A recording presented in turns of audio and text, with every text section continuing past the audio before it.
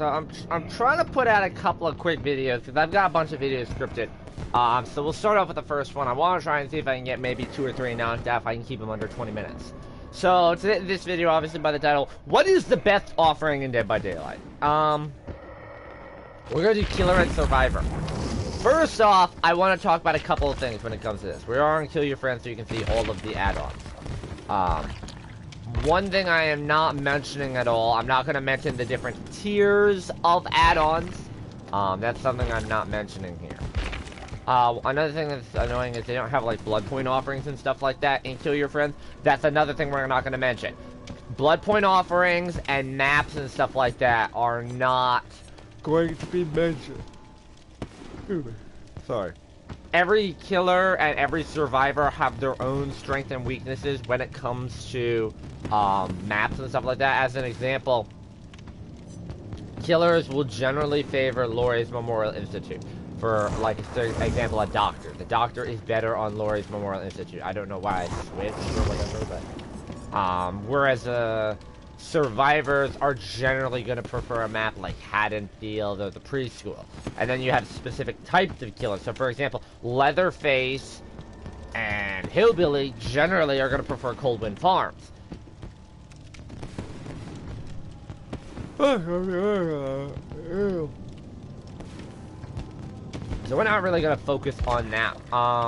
What I want to focus on today are going to be your purple ones right here, because these are primarily what we're doing. So for Survivor, of the 6 of these, why does it keep switching? I'm not even pressing it. So what right here of your purple ones, what is the best thing that you can run? Now, the White Ward is very powerful, but it's also incredibly situational as well. The fact of the matter is you have to have the item in your hand when you die. So the Franklin's Demise counters a White Ward very easily. Using the item counters it as well. So if you're bringing an item into a game, it's great for a key, maybe a rainbow map. Something that you're not necessarily going to use in this match and you're just trying to start over again. A White Ward is very helpful. However, I actually have it at the last spot. For one reason and one reason only. If you're bringing an item into a game, you're supposed to use that item in the game. If it's a situational thing, like why are you bringing a White Ward? To me, I've had this happen a lot where every time I bring a really good toolbox into a game, I end up like dying and losing the toolbox. So a White Ward would be helpful there, but I don't know that that's going to happen at the beginning of the game. So this is basically you saying, hey, I'm going to die this game, I'm going to be your sacrifice, so I want to be able to keep this item that I may or may not be using. Next one that I do want to mention, I think this one is shit, is the Petrified Oak. Petrified Oak is not very strong for the Survivor. As the disadvantage, the killer version, which we're going to talk about next, is very strong for them. I honestly don't think a Petrified Oak is that strong, for the simple fact of the matter that there is Iron Grasp, and there, you know, that's the big thing right there. Iron Grasp just significantly increases the effectiveness of a killer's ability to hook you. Same thing with Agitation is another great thing. So the Petrified Oak really doesn't help if those 2 perks are in play. Now a lot of people tell me, well, Decisive Strike is in play. That's not. If you're running Decisive Strike with a Petrified Oak, it's not going to help. The next one I do want to mention and talk about is the Shiny Coin. The Shiny Coin is kind of in the middle. It's good, but only if you ever get the chance to open chests. And if you have just one idiot that has tier 1 Plunderer's Instinct that runs around and opens all of the chests thinking they're going to get better shit, when you have, you know, Ace in the Hole or Pharmacy. Another thing I do want to mention, this is a game tip. Do not open all of the chests in the game at the beginning of the fucking game. Try and leave 1 chest available. You only need 1 chest. Because when you get down to 1 or 2 generators left in play, right, you want to search that chest. You want to see if you can find a med kit to heal up because everyone else is dead. You want to find a toolbox, a gen rush, get the last gen done to put the hatch in play. Find a key. If you search every single fucking chest in the game at the beginning of the game, you have nothing left for the end of it. The next one that I'm going to mention is the Shroud of Binding. Now, the Shroud of Binding is nice because all survivors start the trial together.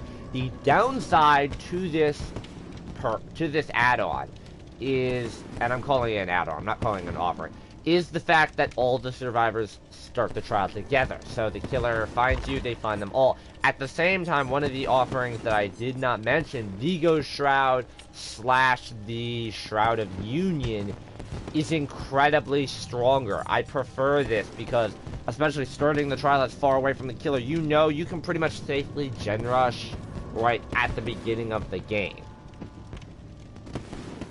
So, the Shroud of Union is alright, but mostly if you're playing in group and you hopefully get paired up with your partner in a Survive with Friends, I think those two are actually stronger than the Shroud of Binding. The reason I have the Shroud of Binding so high is it does have a good amount of utility. You can gen rush a gen at the beginning of the game.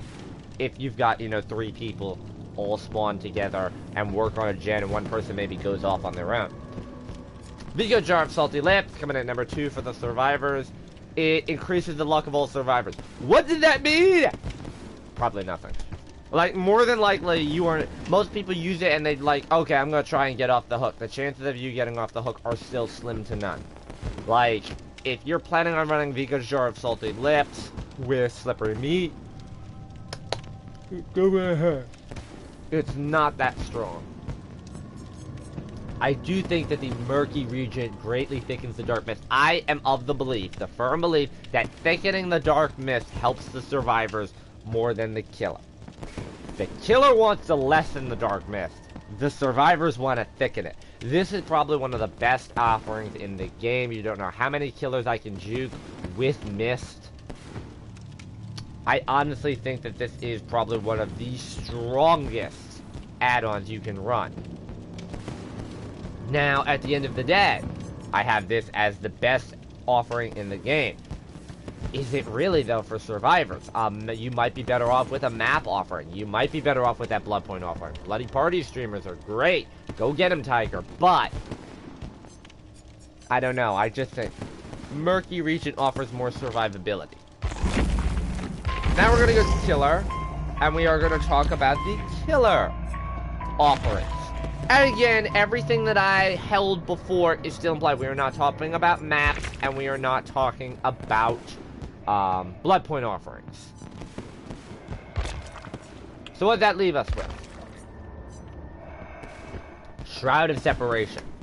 Shroud of Separation, and then the Purple and Ebony. What is the worst of these offerings? Now, interestingly enough, the worst of these offerings is surprising to me. The worst of these offerings is this cut coin. Calls on the entity to prevent the appearance of 2 chests. Really, that doesn't do anything. There is always going to be a chest in the basement, so there's at least 1 chest in play. So, this, I think, is rather weak. Unless maybe you're going up against an Ace and a Quentin, and you know that there's going to be a high percentage chance of a chest coming into play and saving people, then the cut coin is useful. I don't think it's very strong. And then the next one is the Shroud of Separation. I think that's the next weakest one.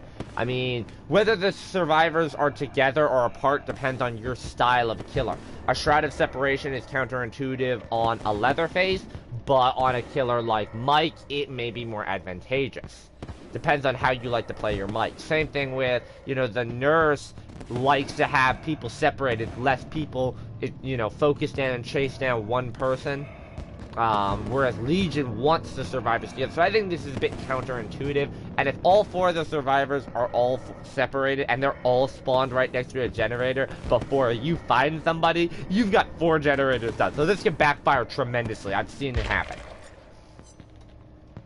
Now, the interesting part... Okay, so this is the thing. What's the next worst? The Murky Regent. Greatly thicken the Dark Mist.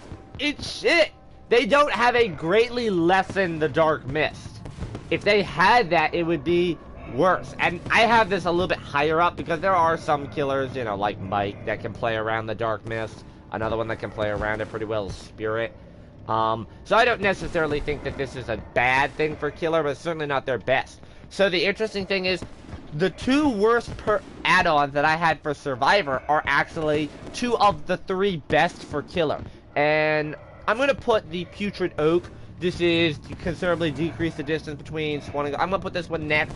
This is very strong for Killers. With Iron Grasp or Agitation, I think it's overpowered. But it is incredibly effective. Because it really, like, if it's such a short walk to the hook, like, there's no reason you should be running Iron Grasp or Agitation. I'm sorry. Just don't. That's weak. But it is helpful for a newer killer. And even for more veteran killers, if you know Decisive is in play, you might be able to get somebody on a hook before Decisive ever comes up. This is, in my opinion, the second best. This is quite controversial. I have any of the Moris. I'm choosing the Ebony Memento Mori. I'm choosing them. If you want, I can give a rundown. Obviously, the Ebony Memento Mori is the best of the Moris. It is bar none. You can kill every survivor. It doesn't matter. Personally, I think the Ivory Memento Mori is very strong because it lets you kill any one survivor. So you get to really choose your target. So I honestly think the Cypress Memento Mori is bad. I think pretty much the only time it's useful is if the hatch is in play and you want to Mori the survivor on top of the hatch, kind of like stick it to him a little bit. It's not really that great. However, I think the Black Ward is much more effective. The reason why the Black Ward, in my opinion, is so strong for Killer is Killers, they get to keep their add-ons. A Killer's power is augmented by their add-ons. They don't get to bring an item into a game that they use in-game. Killers don't, have, like, if you look at Mike, if I run, say, a Tombstone piece, I don't lose that Tombstone piece when I Mori someone in-game with it. I lose that Tombstone piece at the end of the game. And the Black Ward lets me constantly spam high, powerful add-ons. So, the Black Ward, bar none, is, in my opinion, the best killer offering in the game. So, I hope this was a bit educational. Sorry I didn't talk about the maps or the Bloodpoint offerings, but I got another video coming up in a second, so good luck. Enjoy.